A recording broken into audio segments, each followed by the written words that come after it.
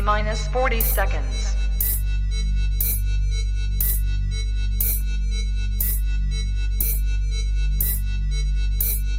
T minus 30 seconds.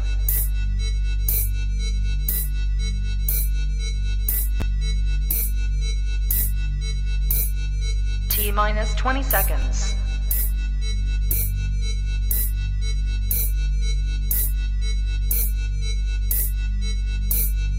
Ten, 9, 8, 7, 6, 5, 4, 3, 2, 1, 0.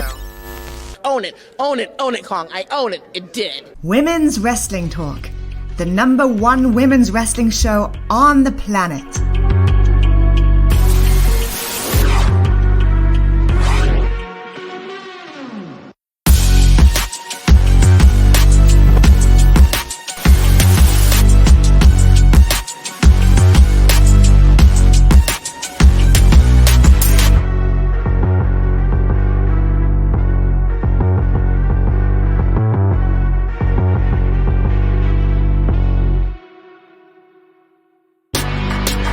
Women's Wrestling Talk, the #1 women's wrestling show on the planet. Hey, hey, hey.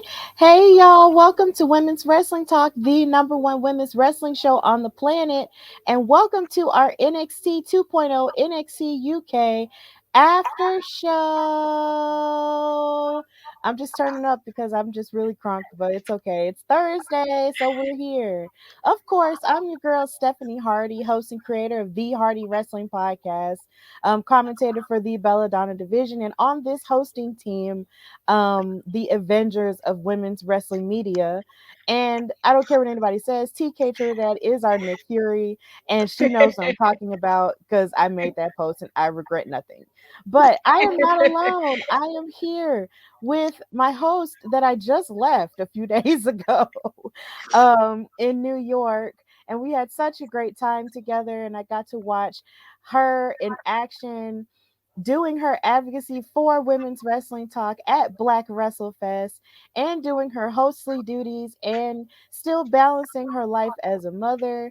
She is awesome, and I'm so glad that I was able to meet her and hug her. This is Katrina Blake. How are you? I'm good. I swear, you always give me such like warm entrances.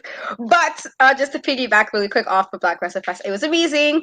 Whoever got to see it, it was a really, really amazing event that weekend. A lot of stuff was going on. It was so great to finally meet in person, get the hugs in, and you was absolutely doing your thing that weekend. You was on a panel. You was doing commentary action for a women's main event, and you was shining like the star that you was. And so I'm just so glad I got to see you. So glad that you got to really do your thing, and everybody in New York got to see that in person. So.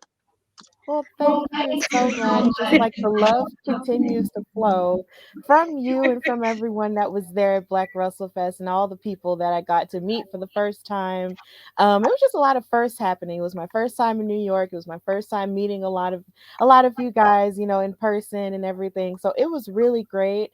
And I enjoyed doing everything that I was doing, even with my show, interviewing people at my table, watching you operate next door to my table and stuff, and then watching other people do their thing as well, and then being a part of Battle Club Pro. Shout out to them and Joaquim and Janelle for putting on a stellar show, Welcome to War, that weekend.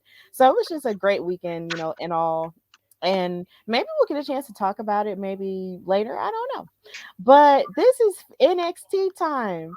So we have to talk about all the happenings that happened this past Tuesday on NXT 2.0. And it was a pretty solid episode.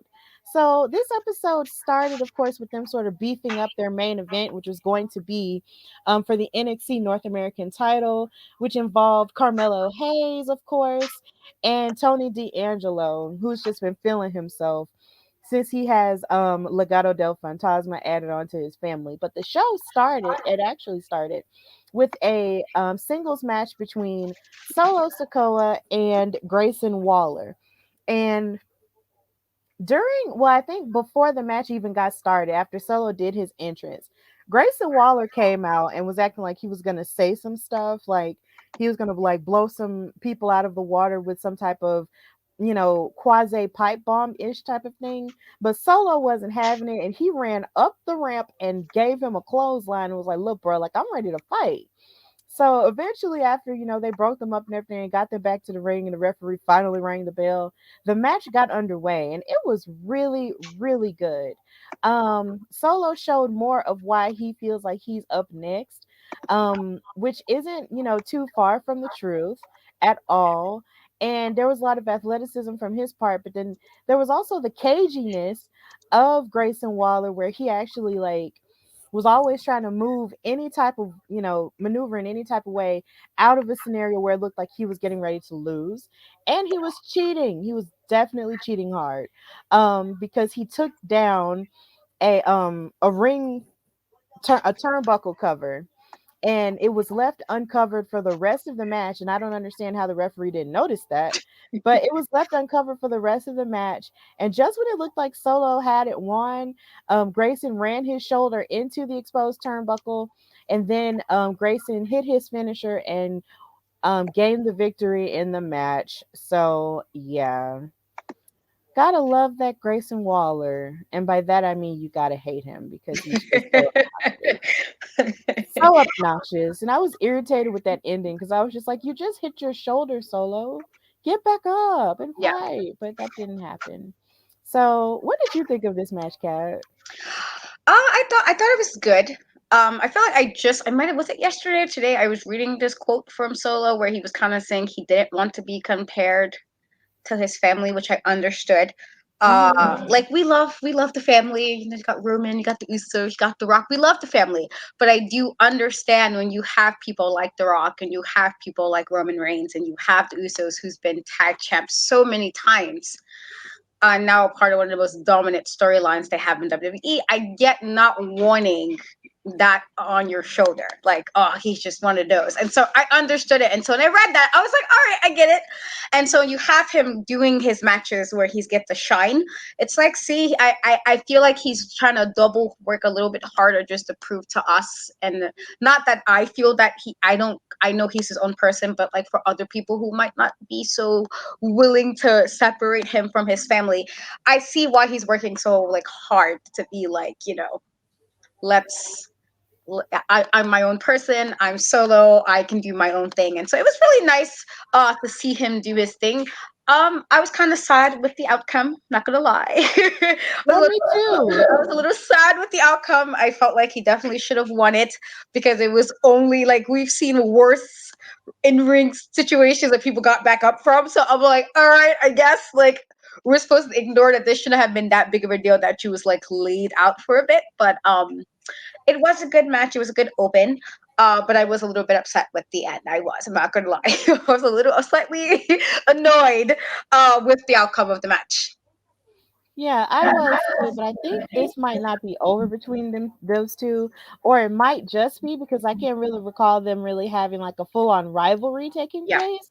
So it might have just been one of those one hitter quitter matches. But then another part of me almost wants Solo to, challenge him again so he can beat him because I know he can. But I guess this is just one of those things you just got to wait and see. But Grayson Waller came out with the victory. Boo. But whatever. Then afterward, we had some women's tag team action between Kayden Carter and Katana Chance, who I dubbed Team KC Squared because both of their initials are KC, versus Valentina Leon and I think Ulisa Leon and Valentina Faraz. And they're a fairly new tag team.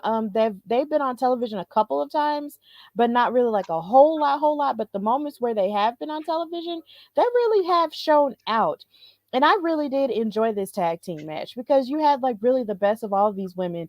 I think it was almost evenly matched in a sense because even though of course maybe the team that wasn't Team Casey Square, may have had more experience in another area. It was almost like Team Casey Square was just rising to the challenge yeah, over and over again.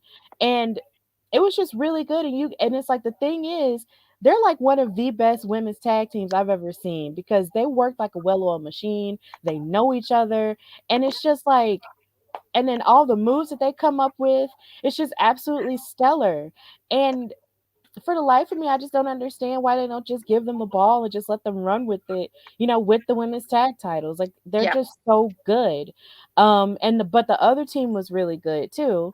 But ultimately it was Team Casey Squared that came out with the win. And of course we would see them a little bit later in the night. But what did you think of this match, Kat? I thought it was good. It is. Oh, it's nice to see Kaden and hey, what's up? It's always good to see Kaden and Katana. I gotta keep getting used to her name's Katana now. Right. It always throws me off. That we don't. I'm glad we're seeing more of them. It's like we know they were there, but they've been a lot of times where they'll be in a moment or a segment and then they're MIA for like a long period of time. And so it's nice to see them actually getting some action. And I think it does help that they're friends, in real life too. And so it makes like the tag team work. Like you can tell that because they're friends and they trust each other, that while they're not like what I would call a actual tag team of regards to like how the Usos we knew going in that they were a tag team, like they were kind of put together because they were friends. They work very well to be a tag team that didn't like come off starting as a tag team.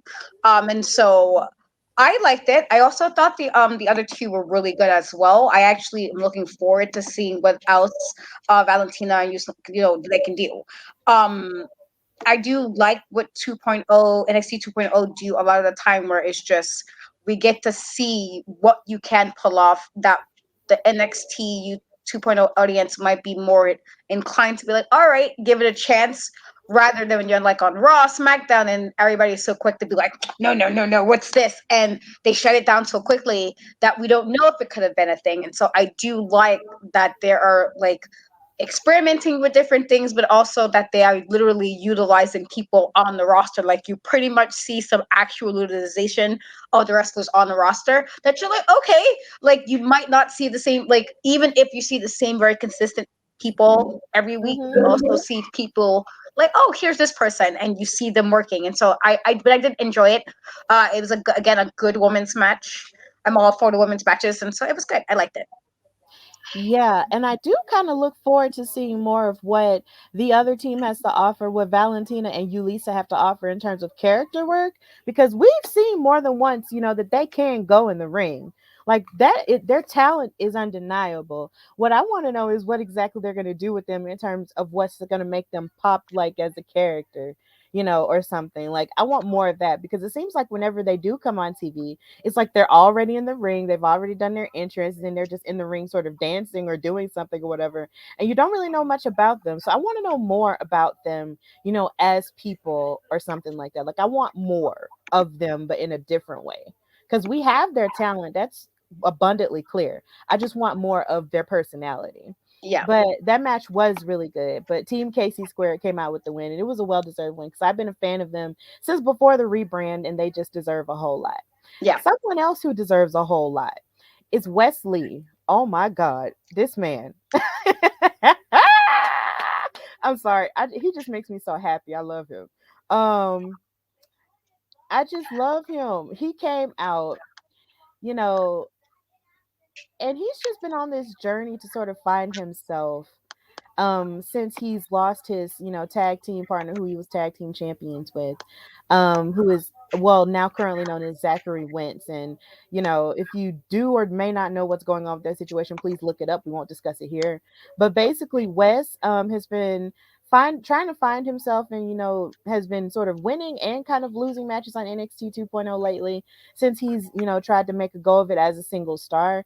But he's getting a go of it, right? But he got in the ring and cut this amazing emotional promo talking about everything he's been going through, and how he's kind of lost without his brother because they've been together for so long. And before he could really get into even more of the meat and potatoes of how he was feeling, he gets interrupted by Chocolate Trick. He gets interrupted by Chocolate Trick, of course, Carmelo Hayes' best friend from around the way.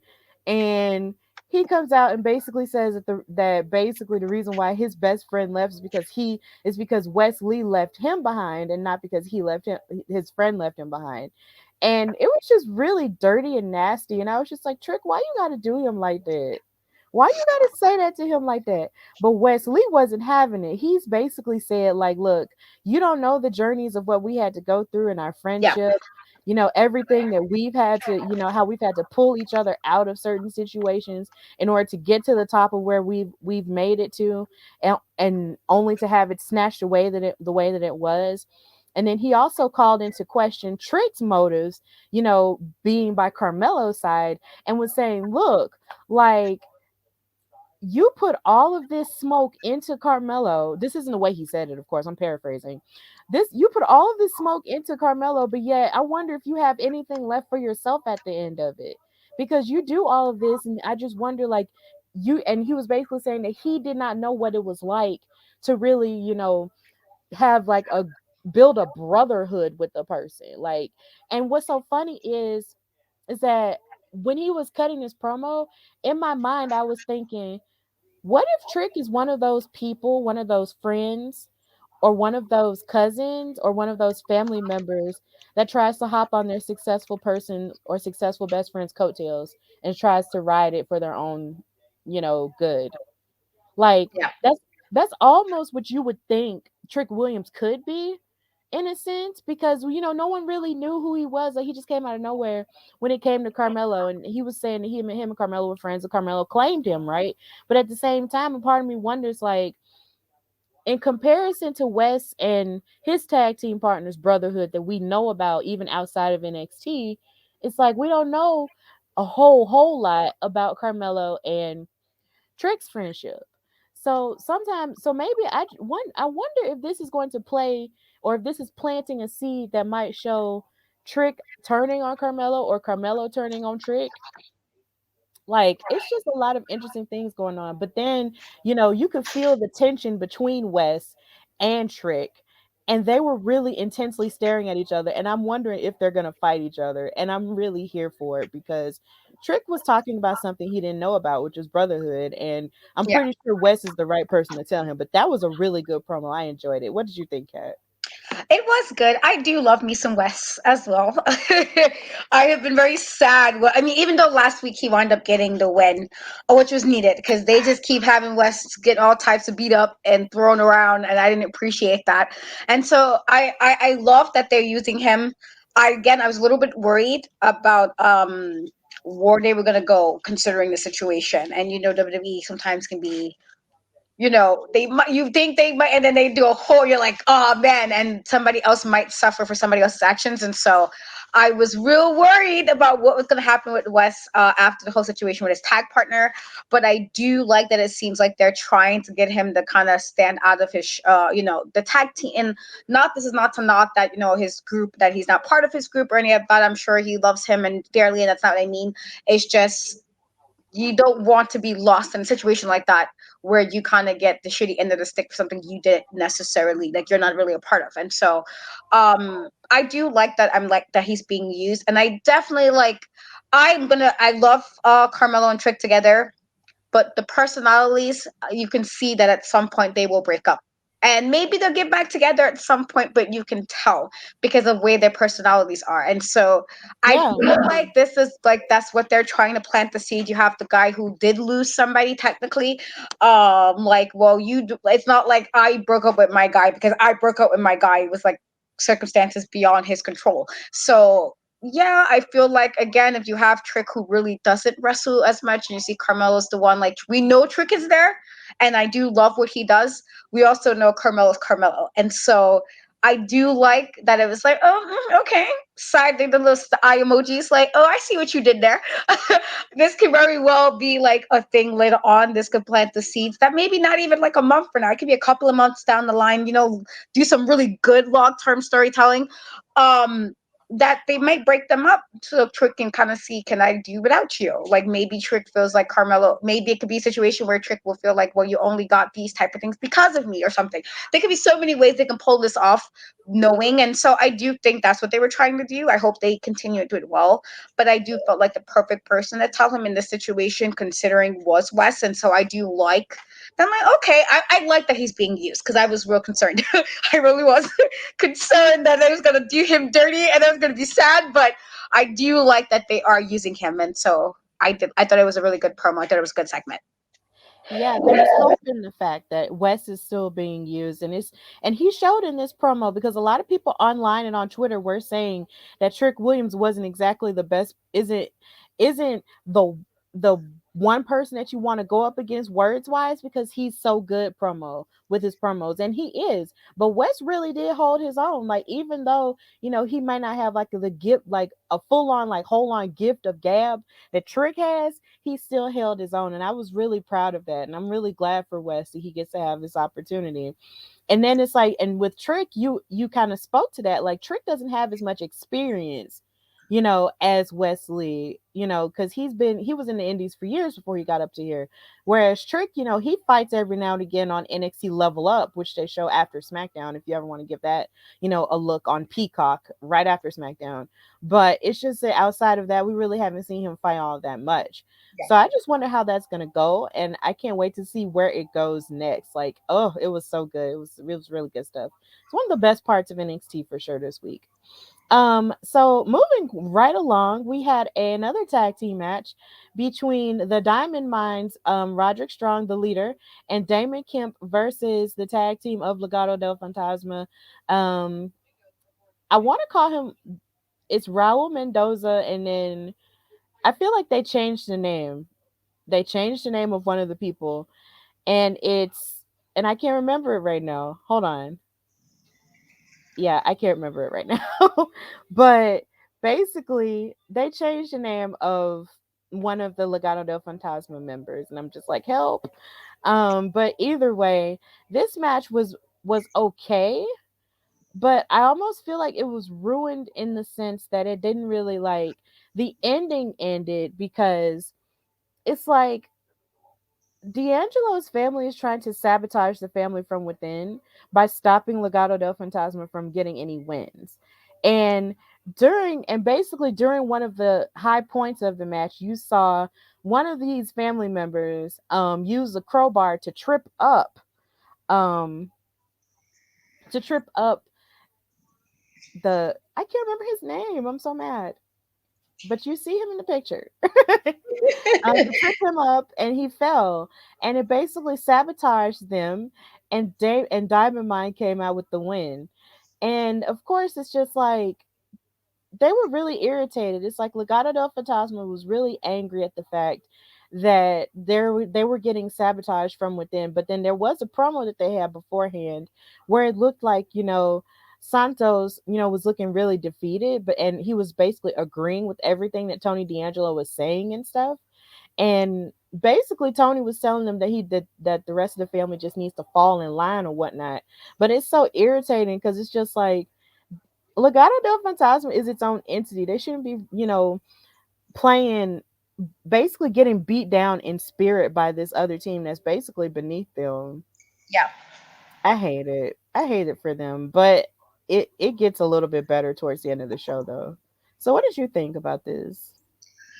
I actually thought maybe this match should have been like maybe the open, and because I'm and not that you don't want the show to start off what like get you in, but when it's a match that you had really good spots, then it kind of goes down a bit because I felt like this match brought down what was before it or like that, and so that was my thing. It wasn't a bad match. I do think it was good. It could have been better though.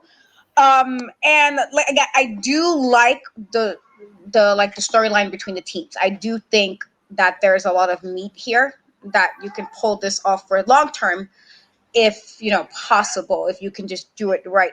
But I do think that this was like, I don't know, I just felt like placement wise on the card, it was just like like it wasn't as I wasn't as glued to it like I could have been. Like, like really like, oh, okay, like how like usually I'm like, oh, this is a really good match, and I'm like really, focused on it. I didn't have that with this with the match per se, but I do like, where as regards to like as far as storyline purposes, I do believe like during the match there was some good storytelling. Uh Throughout the match, where you're like, you can see there's the struggles between both teams. Like there's their own internal conflict that you see throughout their own squads that you got to see in the match. So that was good. I just thought that because of that, it took away from the actual match, if that makes sense. Yeah, that does make sense. It makes perfect sense. So, like I said, more of the family drama will be at the end.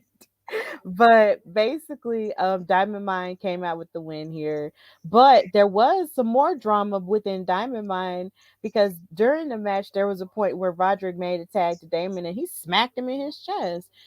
Roderick is an abusive leader. He's a very abusive leader, and I don't know how long he expects these people to take this abuse from him. Malcolm Bivens wasn't this abusive, Definitely wasn't. Definitely wasn't. even though his name is Stokely now. But it's okay though. He wasn't that abusive. We miss him, but on this side. But it's okay. He's on the other side having fun too, so it's okay. So moving on from that part, we had, of course, the all gold everything toxic attraction coming out to address the NXT universe, and they looked amazing, like absolutely amazing this night. Like, I don't know if anybody on this show knows this, but and I've talked about it on my show, but I have a girl crush on Gigi Dolan. She's amazing. She's a good wrestler to me, but then it's just also she just looks really amazing. Like, I just love her, and she's just gorgeous. But the all three of them are gorgeous, really. And I just never get tired of seeing an all female faction with, all the gold. Like, it's just the coolest thing ever to me. So they came out and basically, talked about how they've got it going on and how nobody else can really face them. And but then they were also running down Roxy and well, not Roxy, Roxanne. I'm sorry. They were running down Roxanne and talking about how she should basically come down off of her high horse, from winning the women's breakout tournament, and basically, just and they were also running down Cora Jade as well. But as they were running them down in the ring and speaking their piece about how they're basically above all the women in the division, Roxanne and Cora came out and they were having it. They were not excited about them talking about them. And Roxanne was basically saying that, yeah, I do work hard, for everything that I've received, including, the breakout tournament contract.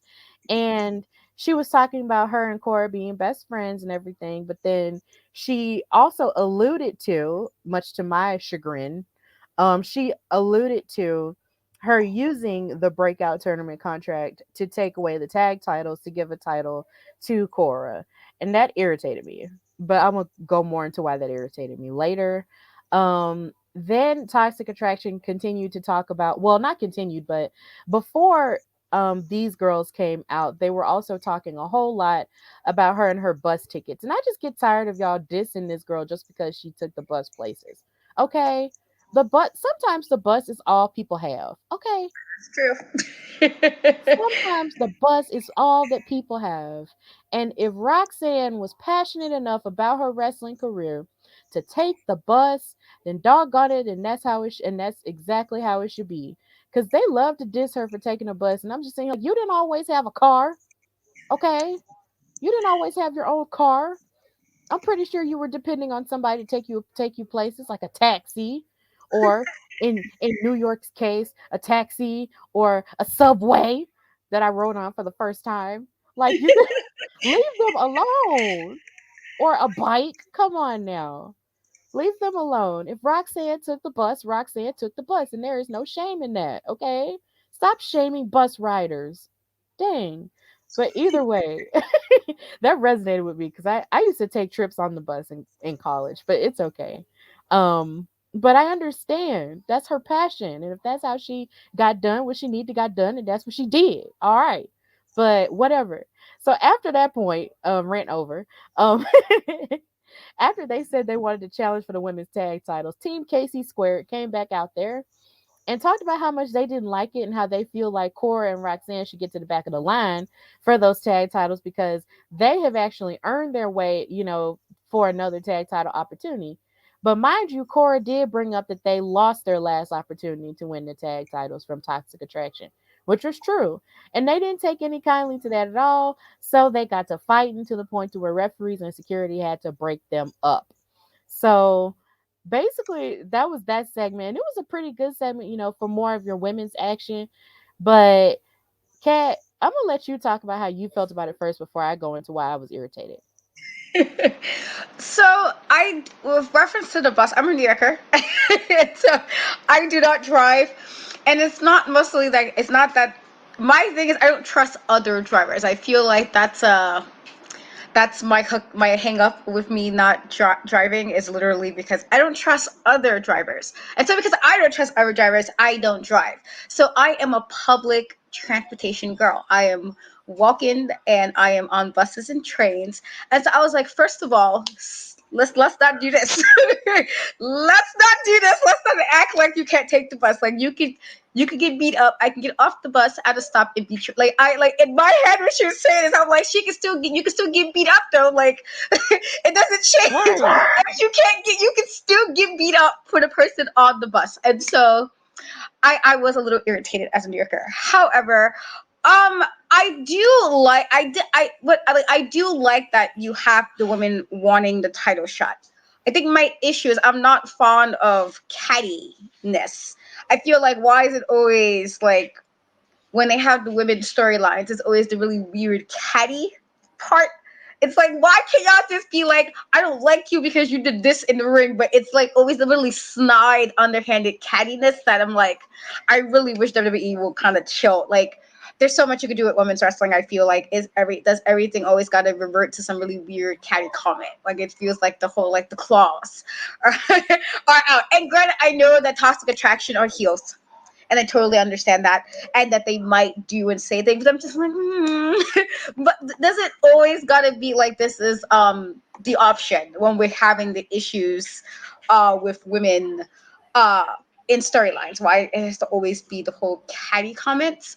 Again, I do like I'm kind of sad about the whole indie thing. Again, I'm hoping this is a start for her to kind of uh move on with regards to being some solo in this, because it's like I can't tell what they're doing with Indy. Like it's like they might want to go solo with her, but it's like let's throw her in with a group. And so I'm truly not sure what they're doing. And so I'm really truly hoping that this is what Indy gets to really propel. I feel like she really needs that. I love Indy, and I'm still really sad about the whole Index forever. Still very sad. If I can tell mention that, I'm gonna be sad about that. But I just hate that it's always cattiness. I hate that that's always the option. Like, can we just like, oh, maybe I want to prove that I'm better than you because I want to prove that I'm better than you, but not like some really underhanded snide comment that seems like that's always the backbone to women's storylines. It seems, and I hate that. And so like, or even if the woman's like supposed to be overly pretty, like clearly that's what they're going with, like Mandy's Rose and the group is like they're really pretty women, like attractive, bit toxic. Like that to me is literally what it is in their name. And so to have that, but then it's like, okay, you can be that, but also can we do it off skill? Or like, even if the women are getting better, because Mandy had to get better, in ring wise. I'm so sorry, New York guys.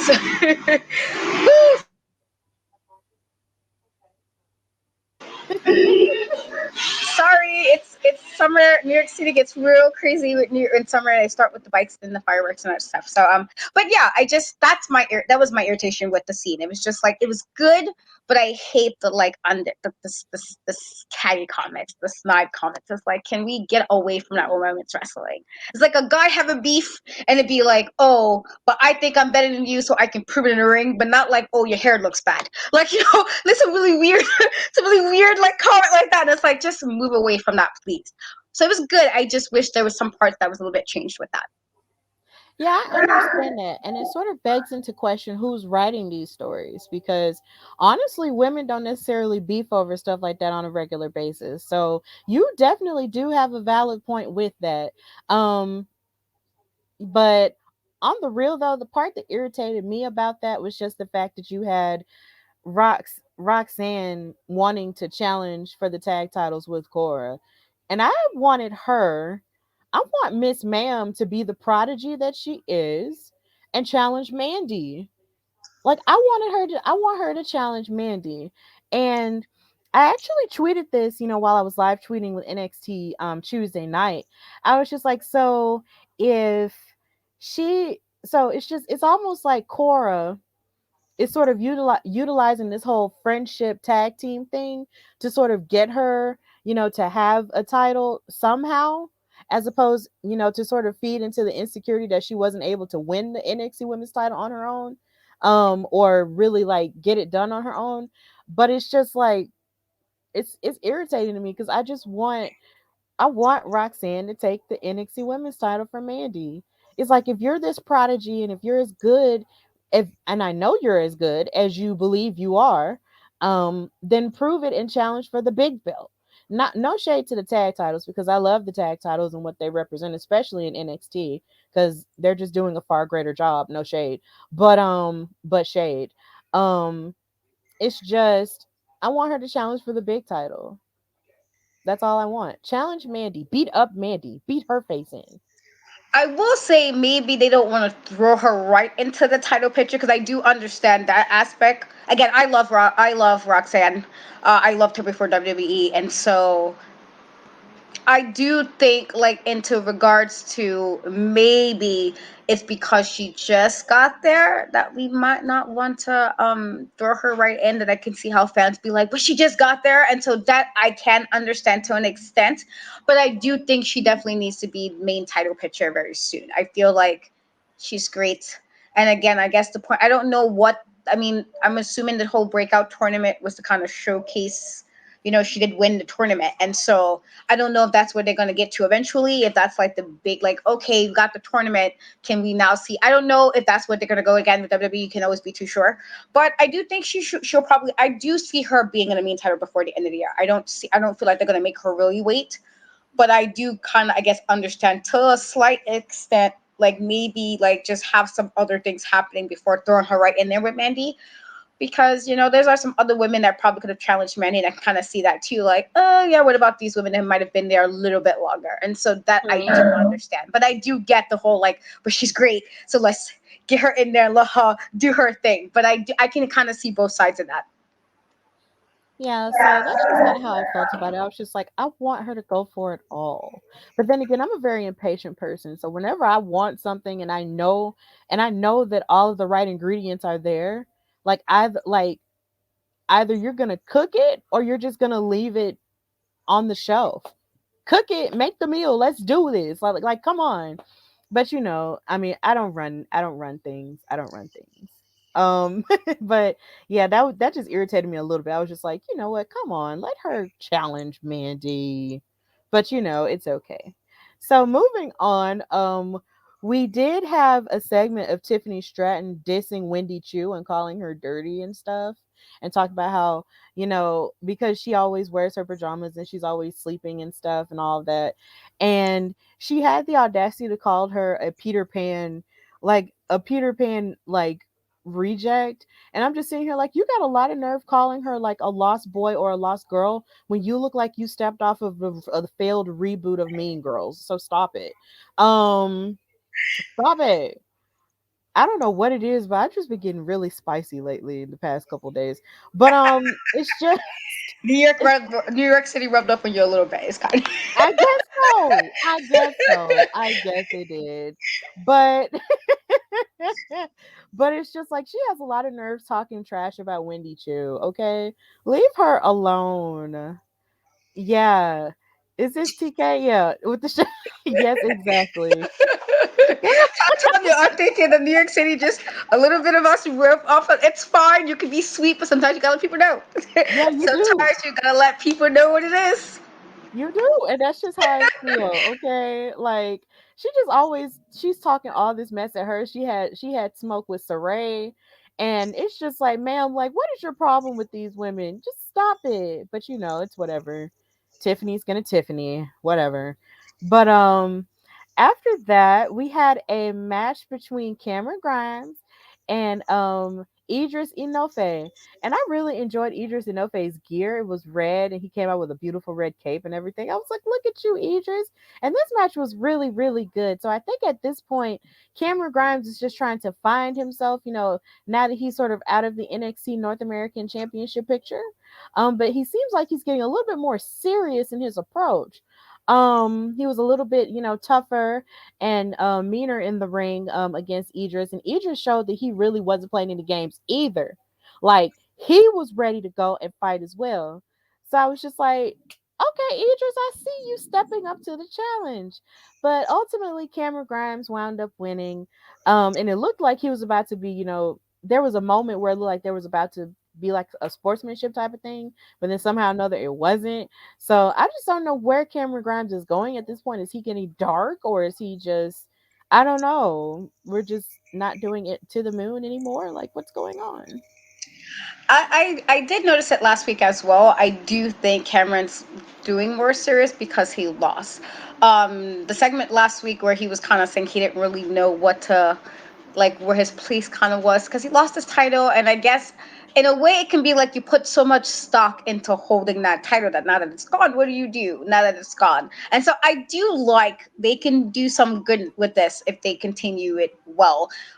With the whole like, well, he put so much into being the guy with the title, and now that it's gone, well, who are you without the title? And I think they can do like let him have his journey of who he is without being a champion. And then that might get we might get a different side of him, and that's, I think it's fine because again, he was always the guy who like made you laugh and did something that was funny or silly, and it worked. Always thought he did it really well. It always translated well, at least with me. But I do like seeing him serious because I feel like maybe we can get like, maybe this would be the what we need. He might become a heel for like really be like mean heel for all we know. If he gets more serious about I gotta do differently because I did lose my title being the way I was before, took that from me, and so maybe if he like gets more serious and more aggressive, it might work. He might get the title again. Who knows? But I feel like I like where they're going with it so far. I think it's good. So I'm excited. I thought it was a good match as well. They worked really well together, which was good to see.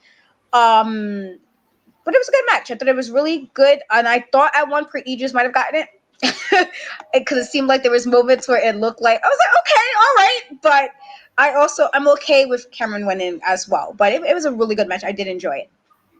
Yeah, I did too. And it almost looked like in a backstage segment that maybe Cameron is gonna have something going on with Braun Breaker, who's our NXT champion. It's interesting. It's I mean, he did interesting. challenge him last week.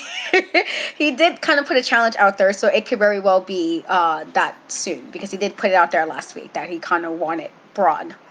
So Mm-hmm. Definitely. But then also they had another segment that intrigued me that I don't really have pictures of, but Apollo Crews has this new gimmick going on where he's supposed to be like, I guess, this good Samaritan that's helping people, and this fearless Samaritan, let's say that.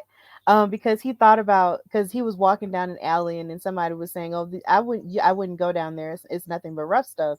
And he was like, "Really?" And so he saw what was going on, and so he imagined himself, you know, helping the guy in the alley who was getting beat up and then beating up the other guys. And so he actually, I guess, went for it and did it. So I guess now he's being the fearless hero. Or somebody said on Twitter that it reminds him of the Equalizer. I think this was Victor Perry, the wrestling club teacher, who said it reminded him of the Equalizer. And yeah, I thought it was really cool. I was like, okay, this is nice. I like this. I can deal with this. So yeah, a lot of character changes are happening. Not only just with him, but a lot of other people, as well. So I know Jordan Devlin is undergoing a character change as well, another European guy with a car, which is interesting. So yeah, it's just lots of interesting stuff going on there. What do you think of those segments? Um, so I'm not sure how I feel about the Apollo thing. I know last week he had the thing with the diner and the waitress, and while I am all for, again, like I said last week, I'm all for respecting your servers. You know, sometimes servers can do the most, but for the most part, respect your servers. And so I understood it, but I wasn't sure how I felt about it necessarily. I think somebody said like Luke Cage, and I kind of thought about it. I'm like, okay, like, Yes. yeah, and I was like, okay, I can kind of see like how you guys got Luke Cage from this. And so yes, you're kind of like the good Samaritan who can happen to know like enough to kick some behind if you need to. And so I don't know exactly how I feel about it just yet, but it is nice to see a character change. Though I'm still questioning them with the accent gone all of a sudden because I'm like, so we're gonna ignore, uh, they ignore Mhm. us like they love to act like we don't remember what happened a couple of months ago. Like I remember what this was. So WWE is good for acting like we have amnesia and don't remember what things was happening. So his accent is gone, and I'm not really sure exactly how I feel about it, but it's interesting. I don't know my exact feelings just yet, but I'm like, okay, I'll see. I see what you guys are trying to do with this, like the guy who's just like those like Netflix movie, the guy who's like he's a regular good guy, but then he sees something, he just beat them up real quick, and you're like, oh, okay, you happen to have some skills that you shouldn't have, but you do. I feel like that's the vibe kind of going with it. So we'll see. Yeah, we will see. But I actually liked it because I think, well, yeah, I liked it. I was just like, this is nice actually, because I don't know, I just like seeing, it kind of just screamed everyday hero to me. I don't know, I guess, and I'm just a sucker for that kind of stuff. I'm just, I don't know, I'm just mushy, and I just like people seeing being good. I don't know. Um, wait, what is this? He was channeling his granddad. Wait. Oh, okay, well. Your expression, just like, oh, okay. I mean, but yeah, like that accent did kind of go away. But maybe one day we'll talk about his accent the way that we talk about Kofi's accent now, and we'll just laugh That's a about it. whole nother. And That's a whole nother. 'Cause I remember that too. I was like, all right, guys, he definitely did have one. He aren't you definitely did supposed have to be Jamaican? But people in Ghana and Jamaica were roasting him for it. So you know what? Kofi dropping that accent was probably one of the best things that happened for him. one. For him, Maybe yes, he most definitely, because he was most getting definitely. roasted Because for I it on remember that both accent ends. too. Huh? I remember that accent too. Me too. I loved him. I can say I love Kofi from the jump, from before the accent and after the accent. Dang Yeah, it, same. we love Kofi here. Kofi mania forever. Um, okay, so move back to the show. Back to the show. We have another match between, I believe this was Brooks Jensen versus Von Wagner, and Von Wagner has Robert Stone, and I can't ever remember her name. I feel bad. But it's just they have this little crew together, and it's like Von Wagner is just the big muscle guy, that's the imposing part of their group. And this match felt kind of one-sided to me, but I wasn't able to really see all of it because I was also in the midst of bringing in groceries in my house. So Kat, could you talk more about what happened in this match? Hold on, I got my notes. I got my notes. Uh, so yeah, I'm gonna have to agree with you on that one. I do think it was a bit one sided, because it seemed like at first Brooks was gonna you know, it looked like he was going to do something in the very beginning, but I felt like Ron Wagner kind of switched that really quickly. To me, at least, I felt like he went right on to like he didn't get much offense as much as he probably should have, and I felt like it was also really smart, at least on Wagner's part, to kind of go after. And I'm always good for a good wrestler to know where to go. Like if somebody's injured, or like there's the part that you're working throughout the match, I always respect when the wrestler remembers that, like keep going for the injured part in the match. And so I thought it was really smart. I do think that it was very, very one sided, especially when he did the Olympic slam. And I do happen, Kurt Angle made me appreciate that move.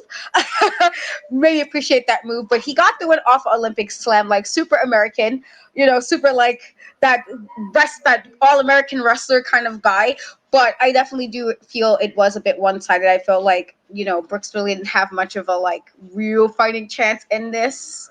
I felt like this allowed Wagner more so, Ron Wagner to shine more than Brooks. But it was a solid match. But I definitely feel like it was definitely a lot more one sided on mostly Wagner's side because I felt like he had the upper hand for majority of the match, in my opinion. I just felt like he was doing a lot more of the work. But it was a good match. I felt like if anything, it just kind of showcased the power that Ron Ragnar has. Yeah, it did. And I can appreciate that to a degree. So I mean, yeah, he's just the big bad wolf. Weirdly enough, every time I look at him, I think about Kevin Nash and I just wonder in my somewhat WWE 2K22 mind how that match would work between Kevin Nash in his prime and Von Wagner and who would win. Hmm, I mean, I can see it. who would win? But yeah. So moving on, we have more women's action between Alba Fire and Lash Legend. But this match was relatively short because even as Alba Fire seemed like she had a little bit of the upper hand, Lash Legend was able to fight a little bit, but not really get that much offense in on Alba Fire. And I think that was starting to get to Lash Legend. So Lash decided to use Alba's bat to hit her with, and she got disqualified, basically giving Alba Fire the win. And she was talking trash and standing over her and everything. And after that, she seemed pretty pleased with herself after that point. So that match really didn't last too long. But I'm pretty sure this isn't over for those two at all. Because Miss Lash has just been, popping up everywhere, and she has been getting better in the ring. Um, and I just wonder, what type of dynamic would that give with someone like Alba Fire, um who is more experienced in terms of that. So what did you think of this segment? Because I do have more I want to say, but you can go ahead. I it was a short match, and I like both women. Lash Legend again. She does her shenanigans, she really does. But she is all over the place. I do like that they use her. That's something I'm really happy with WWE using Lash Legend. I like that she appears both on NXT and NXT UK. I'm taking it as they are behind her, and I hope it lasts because again, we can never be sure with WWE's. 1 minute they're this way, and then tomorrow it's like, oh, best of luck in your future endeavor. And so we can never be sure. Sometimes with that, Right. you want to get really behind somebody, and then you're feeling it, and then they're like, oh, they let them go. You're like, wait a minute, like, but why? And so devastation, and also I do like that they're using it. I don't know how I felt that she went for the bat because Lash Legend usually uses her height to her advantage, and I don't know if it's they was trying to say that Alba was more skilled, and that's why she felt the need to go to the bat. Because she felt maybe Alba was a bit more skilled than her. Like, let's knock all of this skill out with a bat. I respect it, but it's like, but let's not completely throw what we've been seeing Lash Legend do as far as growing in the ring. Let's not throw it all away with like a DQ. And so I was a little bit like annoyed by that because it's like she's definitely have been improving as the time goes on. You can see she's getting better. And it's like again, she's been beating people and using her height to her advantage without having to necessarily use a disqualification. So I don't know if this was supposed to be like, oh, is she saying that she might be a little better? I have to get her in by down any means, even if it means just take the loss. And so I wasn't sure how I felt about that necessarily, but I feel like this could be a thing. I feel like because Lash Legend has a problem with like everybody, I feel like because she's on both places and she's like kind of always kind of in something, that this could very well be something, but it maybe not be. It might just be them using Lash Legend because they're using her. But I wouldn't mind seeing like another matchup with them. I feel like if they can really let them wrestle without it ending in a disqualification, it might be a really solid match. Yeah, it might. And I'm really looking forward to seeing them fight some more. But I will say this though. I know that we are always rooting for our black female talent in terms of all forms of wrestling, not even just in WWE, but in every promotion there is. But I I'm a little bit irritated at Lash Legend's character because it feels like she always starts a beef with somebody just because they're getting more attention than her. Yeah. And I hate that. I really hate it. Even though I understand that every black woman, can't necessarily be a face or something like that. Even though I understand that, it's just like I just hate that every time she always starts a beef with somebody based off of how much attention they get. And it's like she's always jealous. And I'm like, why you gotta be jealous? You were on both shows. You were on 2.0 and UK. Why are you jealous of these women? But I guess you gotta pick a fight somehow. But Jesus Christ, it just feels like she's just always attacking these women whenever they get more attention than her. And that's the only thing about her character that I don't like. Everything else she's solid. I mean, I admire her for fighting in leather because God knows I couldn't do it. But at the same time, it's just like with her character, it's just like I feel like there has to be more to her than getting angry at people that just so happen to get attention during a certain point in time when she isn't. Like I just feel like there should be more to her than that. But I don't know if I'm just overthinking or No, what. no, But yeah. I definitely get it. The black girl stereotype. That's one of them. Mm, The whole like let's be overly like jealous, like implying that, and I don't, and I in that regard I do understand. I like her being fabulous because I do believe, especially when she was like when she first got there, she was her fabulous self. But I do understand the disappointment when you have that the angry black woman stereotype. Like oh, you got a little bit more living, now I gotta cause a problem with you. And it's like, but do we have to, again, it's one of those situations like, does it always gotta be a really weird catty vibe with the women's feuds? Like it's always something catty. That's a catty thing to think. Like, I'm already on two shows, but you doing this, and so I gotta put myself in it. That's a very catty thing to do, and I feel like do we have to always do the catty? Like, is it always have to be the catty? So I know I get that part, especially the angry black woman stereotype, and I hate that stereotype because it's like, hello, uh, while I can put a person in place if I need to, I am not always angry. I'm not right. going around like just waiting to start with people. I'm not going around ready to like be aggressive. You know what I mean? And so, and then this again, this is not to discredit any woman who has to like do black women and everything. I feel like we don't fit in the box, and so be it all. But it's unfortunately in wrestling, it's always that angry black woman stereotype where it's like, why do we gotta always be overly aggressive or overly angry? Why can't we just be? And so I get that. I definitely do. Yeah. Um yeah, I just want a little bit better for Lash outside of that. So I just had to make that clear and just be honest about it because I've just been sort of struggling with it, since she's made her debut and since, she has started beefing with people. But, it's just hopefully more will come, from that. But that's just how I felt about it. So we finally got to the main event, which is Carmelo Hayes. Um, I just get caught up looking at him. I'm sorry. Carmelo Hayes and Tony D'Angelo for the NXT North American title. Melo don't miss. He clearly didn't miss Tuesday because he looks like a snack, but we're not gonna do that. Um, I'm sorry. I just okay. Santana, I love you. Don't kill me. But but outside of that, this match was pretty stellar. I feel like this is probably one of the best matches of Tony D'Angelo's career so far. It was a really good match from what I was able to see. But then in the midst of that though, I do know that Santos got involved somehow and messed it up the same way his family messed it up for his other team, and Tony wound up losing. Well, no, I know what happened.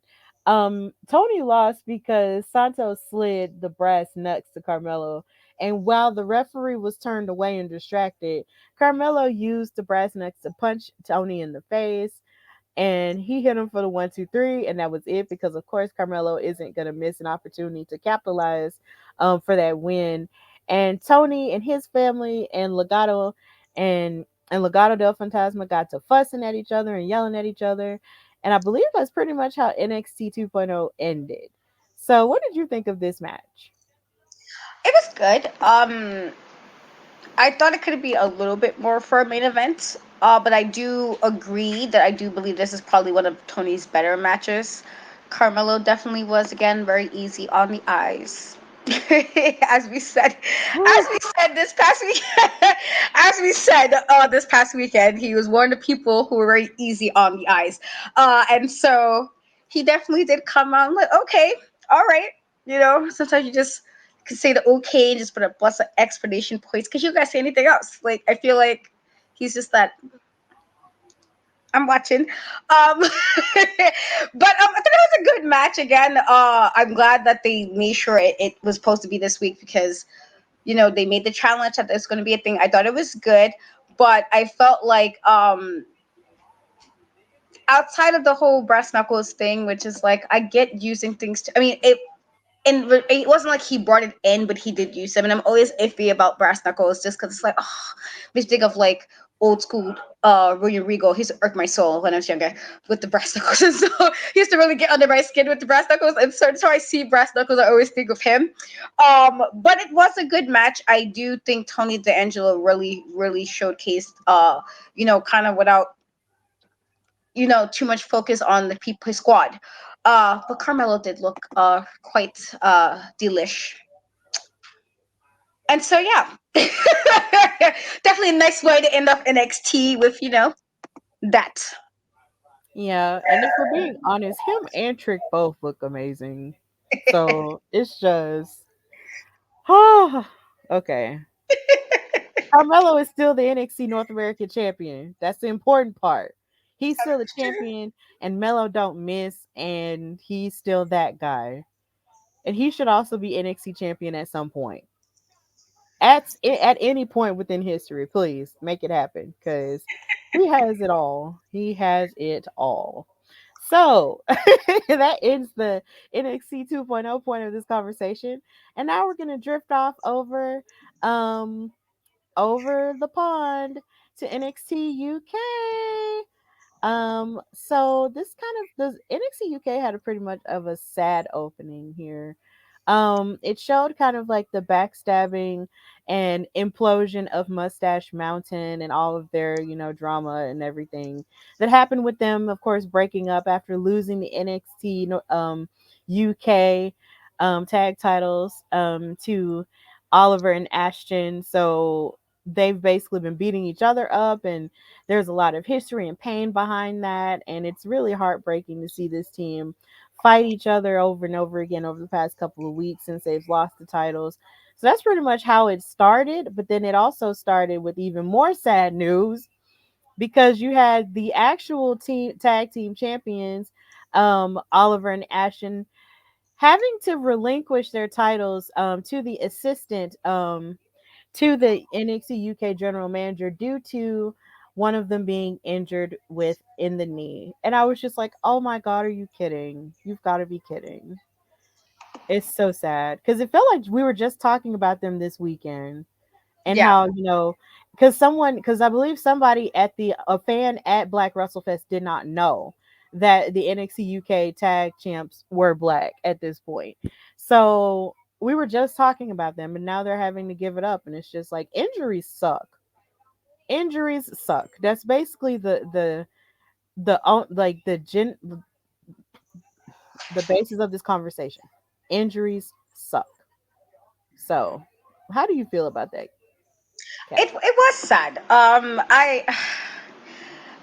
You want, like, again, I was really happy with the fact that we did have two, black as the tag champs, and that was like historic in itself. And so it is unfortunate in situations when you're like, yes, and you're like, oh, because it's like when something good happens, and then it's like life is like, well, you thought, and then it kind of just knocks you back down a step. And so it was sad.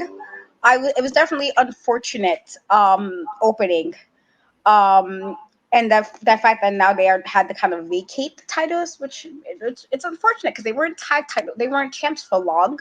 Right. Hopefully that means, I feel like sometimes WWE depends, like if somebody gets injured, sometimes the person can still hold the belt, but then sometimes the person won't hold the belt, and so it's like, sad face. But otherwise it was a really it was sad. I'm hoping that he comes back from injury and it's a speedy recovery and they can get back into the title picture. But it was a little bit sad. I was sad. I definitely was. Mm-hmm. It's a bummer. But in the midst of that, basically, a match that was created in order to fill the vacancy of those tag titles, there was going to be a fatal, I believe it was a fatal four way or a triple threat elimination match to determine who's going to be the new champions. And you have all the participants here, but one of them, which surprised me, was Brooks and Jensen from NXT 2.0, and I was just like, wait a minute, so that really okay? But it gets better though. It gets even better towards the end. But that really did surprise me there. I was like, okay, so I'm kind of it's kind of growing on me to see these NXT 2.0 stars sort of, trickling off into UK territory. I do kind of like it. So, yeah, that was very interesting to me. So after that, we had a match with Isla Dawn, and I'm not particularly sure. I'm blanking on her name, on the name Isla, of her opponent. Isla Grace. Okay, Mila Grace. They fought each other, and basically, this match looks like it was like a really hard fought match here. Because, of course, you have Isla Dawn who likes to tear her opponents apart with her various submissions and stuff, and also her power moves. But then you also have, what was her name again? I'm sorry. Mila. Lila. You Mila. know, Mila. With an M. Mila. Okay, Yes. Mila. Mama Mila. Okay. So you have Mila hitting all kinds of kicks on her and everything. So this match really did look like an amazing match between these two. But I believe Isla Dawn wound up coming out with the victory. And I think it was interesting because it was my first time seeing Isla Dawn fight since she faced Mako Satomura in that special spooky match that they had for the Yeah. NXT UK women's title. So it was kind of good to see her, in action again. So that was good. Yeah, that's I got to see that. That was a really good hard hitting match. It was I liked that. I think there was one spot where Isla hit like to the throat. And I was like, oh my god, Jesus! And so like it was like I was like, ouch, like that. I felt like that really hurt. And so they were bringing it. They were definitely bringing it. It was definitely a hard hitting match. I felt like there was moments where it could have went the other way because a lot of times it felt like Mila kept trying to outsmart but the whole like the even with the win, it was just like she did like a half Nelson, I believe, and like a kick to the head, and I'm like, gee, like again, ouch, like damn, like I felt I'm not gonna lie, I did feel for my like she took some brutal hits into the face. She definitely did. But that was a pretty solid women's match. But NXT UK usually also really give really good UK women's matches on NXT UK. They really do. I love their division. I really love it. So anytime you get to watch them grow, watch the women grow in another promotion and everything, like it's always great. And then there was even more women's action today on NXT UK because you had another familiar face from NXT 2.0, Saray, um, going up against Nina Samuels, who I think has one of the most dramatic entrances I've ever seen in wrestling. It's just like she's a movie star, which kind of reminds me of Movie Mike, who I interviewed on my show at Black WrestleFest, who tried to take over my podcast, but I told him, sit down. Shout out to Movie Mike, though. I hope you're doing well regardless. But basically, this match, of course, looks like it was hard fought because, of course, Saray, she has that Japanese strong style thing going on for her, and she's just amazing. And I was wondering, where she went at first because it was just like seemed like after she finished her sort of guest stitch with Chase U, she just kind of disappeared. But I guess now she's here. And this looks like a pretty hard fought match. You have Nina Samuels here in this picture, trying to submit Saray, but Saray wasn't giving up. So I'm pretty sure within this match time, they gave each other a run for their money, but Saray came out the victor. Yay, Saray. So what do you think about these results? I actually was happy that Saray was going over there. I like her. Hmm. And so it's nice to kind of see her again getting shine on both shows. I love that you're sipping from New York cup. That's so cool. I love that. It was good. I was glad that she was coming on Untitled last week, and I was like, yay! I'm glad she's getting some shine. I do like her. And I'm glad she got the win. Like she's my girl. I feel like they don't appreciate her enough. I don't think the fans sometimes appreciate the word. I think she's a really good wrestler, and so I'm good with it. And again, always good matches on NXT UK, especially with the women. But to have double matches, it's like yes, women's wrestling. Do you think Saray could possibly challenge Mako for the NXT UK Women's Title? And do you think it would be a good? Do you think that she would have a good chance to beat her?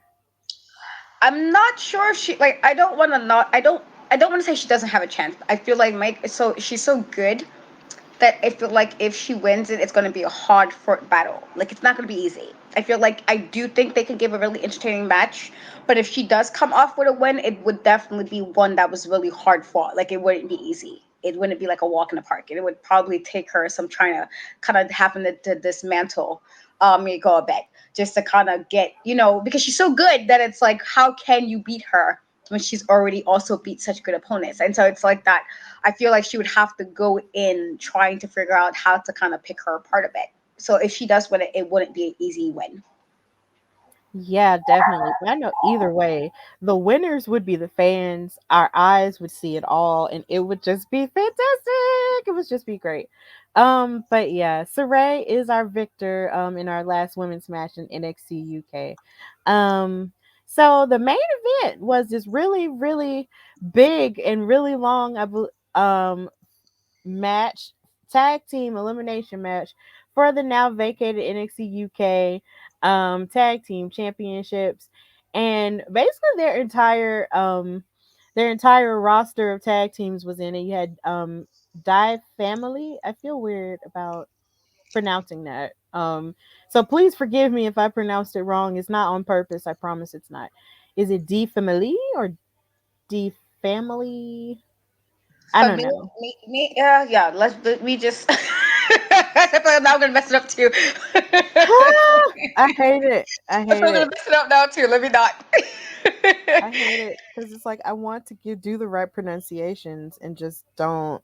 I never really just get the stuff right, and it's just like, help me, help. I'm gonna find it. Gosh. Okay, so basically, the tag teams that participated in it, it was Josh Briggs, Brooks Jensen, Die Family, and Mark Andrews and Wild Boar. Also, and then also it was Dave Mastiff and Jack Stars. And this was a fatal four-way elimination match. So I didn't get to see this. Well, I didn't get to see much of it, or even that much of it in terms of, seeing all of what went down.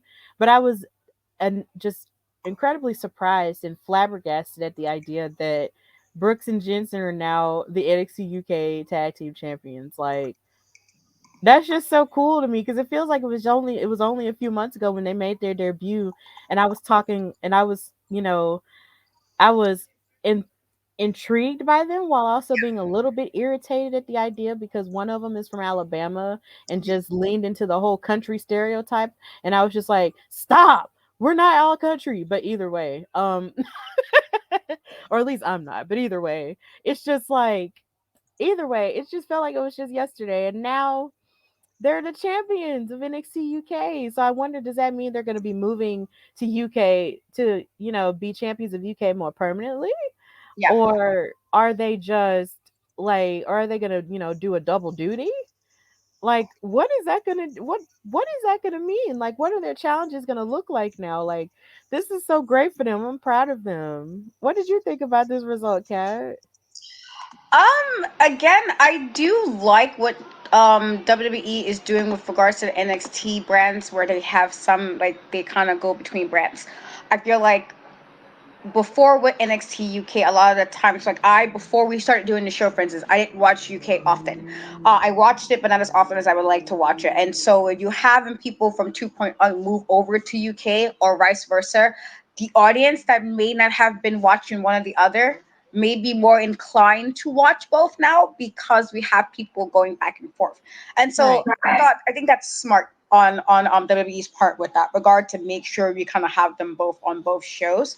But I do like that. Like again, I was really sad that the titles had to be vacated in the first place because they didn't have it long, and it's like, oh, you just got it. It's such a historic thing, but I am happy with who got it. I feel like they can really do something. And I feel like they got some really cool tag teams in the UK as well that you can really do something with the division there. And so I'm good with it. Yeah, I'm good with it too. It's just a really good thing to see that happen. And so they are the new NXT UK tag team champions. Alabama has a championship, another one, yet another one. Yet another one, as if we don't, as if we need any more. But we got another one, and that's great. So congratulations to them, and that's basically the end of NXT UK, and that's the end of our after show. So of course, thank you guys for staying with us and watching women's wrestling talk on Twitch and watching us, recap everything that happened on NXT 2.0 and NXT UK this week. As always, I thank Katrina for joining me and being an amazing co host. So you could just tell everybody where they can find you or what you've got going on. Yeah, you guys can find me everywhere on NCAT We Trust. If you're on TikTok, Instagram, and Twitter, the E is a three. Since I couldn't get the E on that, but yeah, I'm pretty much on everything. I try to be more active. I do a lot of stuff, and so sometimes I slack. I really be slacking. But with that being said, again, I am a mom, and so I do a lot of stuff, and I do my own stuff and my book stuff, and so it's always like crazy running around. Again, Black Wrestle Fest was really great. I was so happy TK asked me to step in for women's wrestling talk, being the only person in New York City. So it was really cool to step in. Again, I got to see some amazing people that I already knew, but to meet people I've only met online, and Stephanie, got to see her and get all my hugs in, and so that was great. And I guess the next thing that I can definitely say that's coming up is I will be at Black Girl Magic for the weekend in August. I believe Jobber Slam is also that week from Job and Terrace podcast. But I will be at Black Girl Magic. I will be ring announcing all the amazing Black women. And so I'm really excited I'm nervous, but I'm really excited about that and grateful for the opportunity. So if you are in New York City in August, definitely stop by. It is in Brooklyn. It's pretty easy to get to. And just probably some like I gotta release a couple of interviews. I did do a few, so I gotta release a couple of interviews. But it's pretty right now. It kind of calmed down a bit, so July might not be as crazy yet. um, but always grinding, always working. Thank you, Kat. And like as always, like I said earlier, it was fantastic to meet you face to face, and to see us, working and thriving in that space. It was absolutely wonderful, and I loved, just being there and being, in New York and around like-minded people who love wrestling just as much, if not more, than we do. And it was just really great to be there and to meet everyone and to be in that atmosphere. And I'm looking forward to coming back in that atmosphere really soon. Don't know if it'll be in August yet. We're still tinkering with some things first. But we just have to wait and see and just figure stuff out.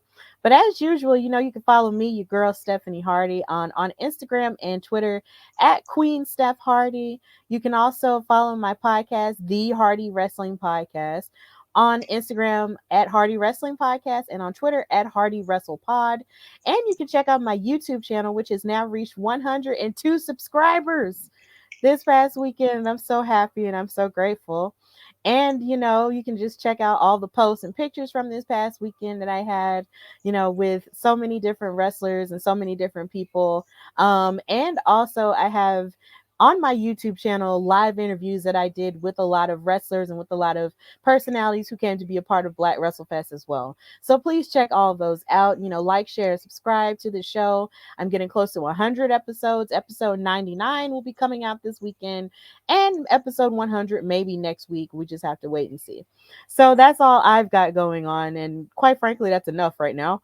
But but just know that you can follow Women's Wrestling Talk, the number one women's wrestling show on the planet, on Instagram and Twitter at WWTalkPod, and check out our website www.talkpod.com for all of our merchandise, our interviews, our articles, and just everything that we have going on. Of course, it is still Pride Month, so we have all kinds of amazing articles and pictures of various wrestlers who identify with the LGBTQIA plus community. So please support and check those out, and always support your independent wrestlers. Support all of your wrestlers really who identify as anything, support all your wrestlers, but support the ones that are also minorities as well, trying to make waves and blaze trails for people, that will come after them, and do more and show more to the people and pay tribute to the ones who came before them. So please check that out, and just check out everything we've got going on. Follow us on Twitch, and also follow us on TikTok. Our TikTok is really popping off, thanks to Kat and a lot of the other members of the team. So it's really great. So with that in mind, thank you for joining us for this NXT 2.0 NXT UK after show on Women's Wrestling Talk, the number one women's wrestling show on the planet. And until next time, bye, y'all. Women's Wrestling Talk, the number one women's wrestling show on the planet.